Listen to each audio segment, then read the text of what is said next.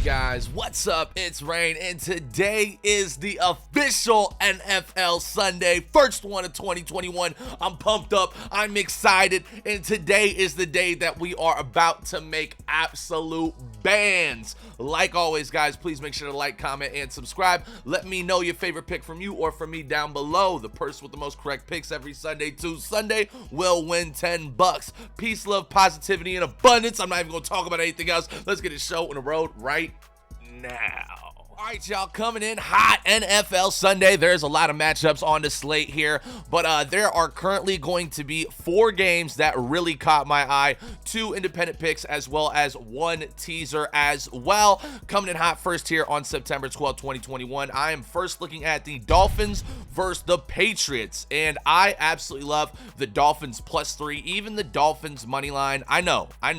Betting against the Patriots at home on opening day. Well, guess what? This isn't the same Pats team that we're used to. There's no Tom Brady. Their offense isn't lights out. They don't have a bunch of random no-name white guy receivers that are going to come out and be absolute stellar options. They don't have massively large LeGarrette Blount style, Sony Michel style running backs to run it up the gut. They don't. This offense is led by a rookie quarterback in Alabama, recruit over here in the draft, Mac Jones. And, even with this defense as well for the Pats being, usually pretty well, they're going to be out without Stephon Gilmore, which is obviously the most pivotal piece of their entire team.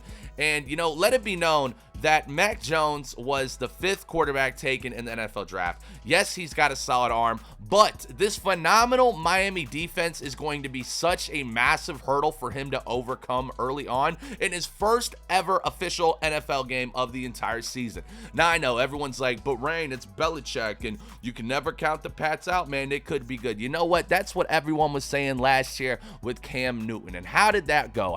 They sucked. They absolutely sucked. Nothing's changed except they got a couple of key parts that they kind of sort of filled the gaps in throughout the offseason with some pickups, and then Mac Jones, which I don't have faith in Mac Jones. I really don't. I get it. He had a pretty good preseason, but you can't tell me that you have more faith in Mac Jones than you have in Tua.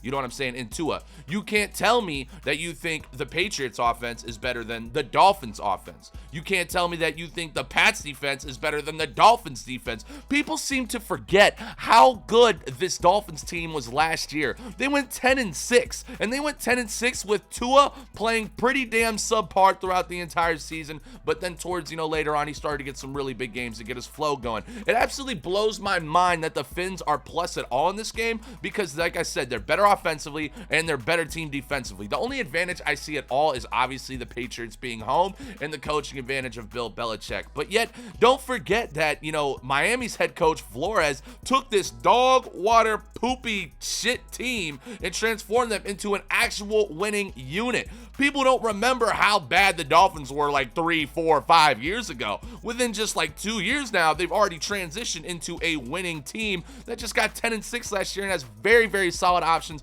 both offensively and defensively as well. So I think this high-powered offense for the Dolphins with an even more mature Tua now is going to be more than the Patriots defense will be able to handle today, as well as the Dolphins defense being too much for the Patriots offense and Mac Jones to handle today as well. So absolutely smash the Dolphins money line +3. I'm taking that bet. I already got it locked in at 1.5 units today. Dolphins +3 money line. Lock it and load it. All right, game 2 coming in hot now. We have the Vikings versus the Bengals. Who they, baby? Now I do, I try not to show favoritism, and we're not gamblers here. We're sports bettors, so we take the most logical and reasonable picks. And one of the big rules between myself, all my friends, and everybody who's been very successful about sports betting is you don't bet on a team based upon feelings. You don't do it. That's how you get bit in the ass. That's how when you lose the bet, you're double dose of sad because now your favorite team lost and the bet didn't hit. But that is why I'm taking the over in this one. Now, it's not biased. It's nothing at all. Hear me out here. Vikings versus Bengals, over 47. This line actually opened up at 48. I have it around my unit size over here on the mathematics sheet. Around 57.5 is what this should be. So about 10 units of value on the sheet. And we'll just break it down real quick. So both teams have potential. You got to hear my words here. Have potential to be top 5 offenses this year. Both teams also have very average, subpar, pretty rough defenses with, a couple superstars on each end. Jesse Bates on the Bengals, then a couple studs at the linebacker position for the Vikings. But regardless, the defenses have a lot to prove this year. I expect this game to be an absolute shootout and an offensive spectacular. If you only have one game that you can watch this entire day, watch the Bengals Vikings, because it's going to be so freaking awesome. The Vikings are entering this game with a very healthy offensive roster and two of the most solidified offensive weapons in the entire NFL as of last year. Dalvin Cook at running back, Justin Jefferson at wide receiver, two of the absolute best of their position in the entire league. Whereas the Bengals enter this game with the youngest offensive skill position unit in the league that is jam-packed and oozing with potential. We're talking Jamar Chase, we're talking Tyler Boyd, we're talking T. Higgins, we're talking Joe Mixon, we're talking Joe freaking Burrow. Now, I find this line to be closer around that 57.5 mark, right? And the reason I think it is at 47 currently right now is that odds makers are adjusting the current spread, for the fact of the public's fear of Burrow coming off an injury and I guess subpar preseason performance. But there's been so many people, Peyton Manning, Drew Brees, all these guys, even superstars like Tom Brady have had pretty rough preseasons before, but have still been able to come out on top and be absolute monsters in week one. So I would kind of dismiss preseason stats a lot. And Cousins also did miss 4 practices due to having COVID early on in August as well. So I feel like that's kind of, there's kind of a lot of uncertainties at the quarterback position for how they're really going to perform here in this high-powered offensive display that we're about to see today. And I think Vegas is scared, and it's about to bite them in the ass. Like, I see this. I see at least one of these teams scoring 35 points and the other team at least scoring 21, at least 21. So if one team wins by 14, so be it. But there's no way there's not at least 8 touchdowns scored in this game, which, gives us a total of around 56. So over 47. I love that bet. Second bet of the day. Lock it in. Load it. All right. Last bet of the day that I absolutely love. This is our 2-game teaser. Now, I know our last teaser that we had on Thursday Night Football, we got bit in the ass by 0.5. That one sucked. It hurt. It is what it is. Onward and upward. At least our predictions were spot on, so that feels really good about that. The only reason we lost that was because the Pats decided to have 3 turnovers in the red zone, or not the Pats, the Bucks. So it is what it is. Onward and upward. All right, teaser here. We're taking 4.5 teaser for both these games. So we're taking the Chiefs and we're taking the Rams. That moves the Chiefs line from 5.5 down to -1, and then teased with the Rams all the way at -7.5 all the way down to -3. This gives you plus 100 odds. I absolutely love this bet, and here's why. This is hands down my biggest bet of the day, my favorite bet of the day, and the reason I love it is because it's surrounded by so much doubt, and we are taking full advantage of this teaser to push these lines into an absolute lock.